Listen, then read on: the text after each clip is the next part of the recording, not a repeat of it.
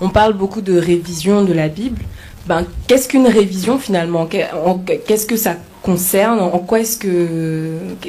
Qu'est-ce que c'est? Qu'est-ce qu'on fait réellement quand on révise finalement un livre, ou en l'occurrence ici la Bible? Le problème souvent qui se pose par rapport à la révision de la Bible, c'est quoi? Et on revient encore sur ce que l'on dit. Et vous n'êtes pas fatigué, hein? Non. Ok. Et vous savez, nous les francophones, nous chrétiens des pays francophones, enfin je dirais la plupart des chrétiens francophones sont complexés par rapport aux anglophones. D'accord? La plupart d'ouvrages chrétiens, pour votre information, n'est-ce pas, est produit, donc la plupart de ces ouvrages est produite par le monde anglophone. Donc la plupart des livres que vous connaissez, la majorité des livres chrétiens est produite par, cette majorité, par les Anglais. Et la plupart des missions chrétiennes, ici et là, à chaque fois que vous avez affaire aux missionnaires, remarquez bien, ce sont les anglophones qui les envoient. La plupart, États-Unis et Angleterre. Et aussi, il commence à voir un peu la Corée du Sud.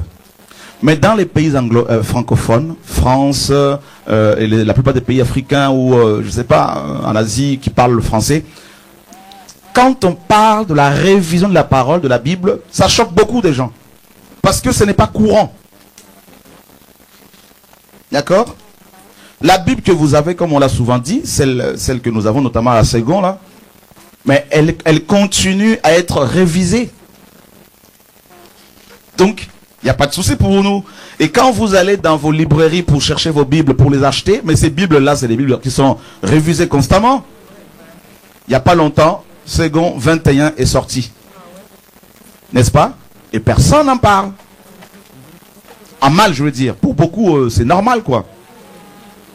Parce qu'il y a un formatage.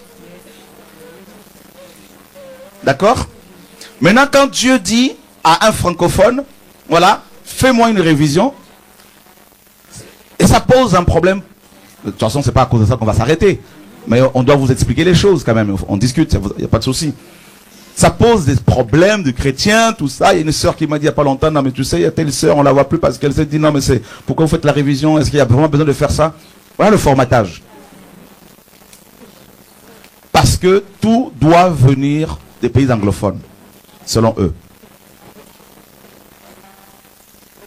La Bible se meurt, elle continue à être révisée. Parole de vie, elle continue à être révisée. Et Darby, oui, ça date déjà. Il n'y a pas de problème.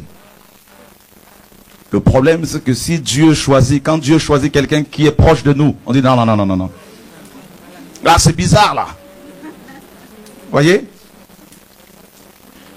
Il y a cet aspect-là. C'est quoi la révision? Eh bien, c'est quand vous achetez un véhicule. Eh bien, qu'est-ce que vous faites?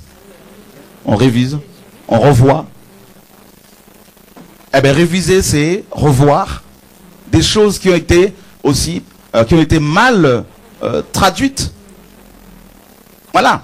Et on révise à partir des textes, n'est-ce pas? À partir de l'hébreu, la langue qui a été utilisée pour écrire la plupart des livres. Et le grec, pareil. On vérifie, on regarde.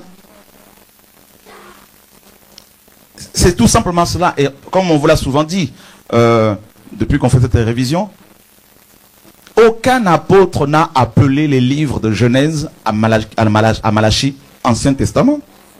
Ça, ce sont des hommes qui nous ont mis ça dans la tête. Voilà.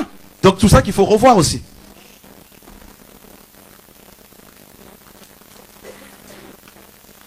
Donc, autre chose, quand il est dit, par exemple, quand le Seigneur dit, si un homme répudie sa femme et épouse, en épouse une autre, commet l'adultère, et si une femme, dans vos versions, quitte son mari et en épouse un autre, commet aussi l'adultère. Mais vous savez, le mot traduit, le mot grec traduit par répudier, est le même traduit ce mot-là traduit par répudier quant aux hommes hein, qui doivent répudier leurs femmes.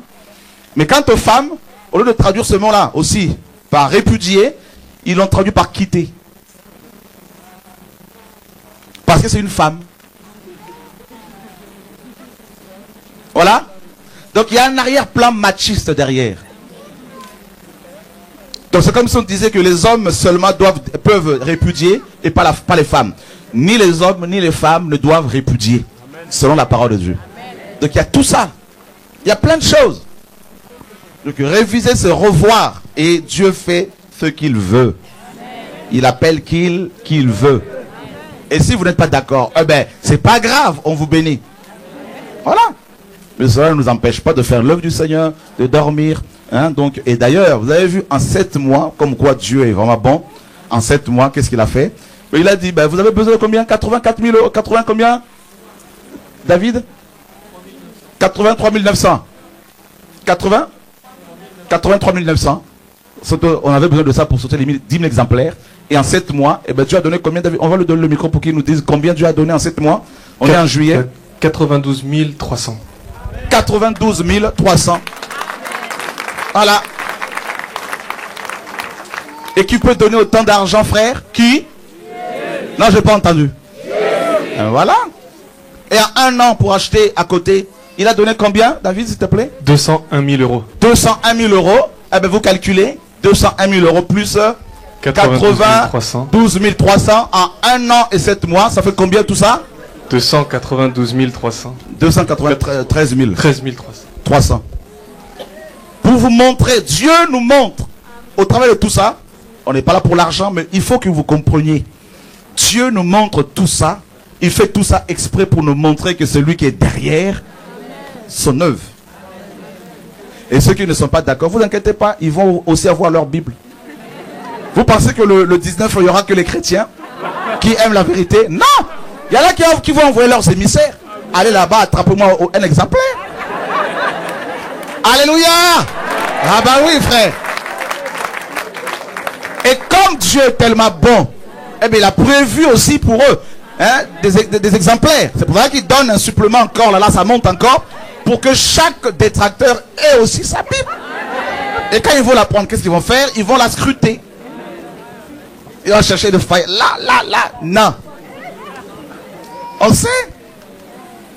C'est comme ça que nous sommes les francophones. Mais ça, Dieu nous change. Alléluia.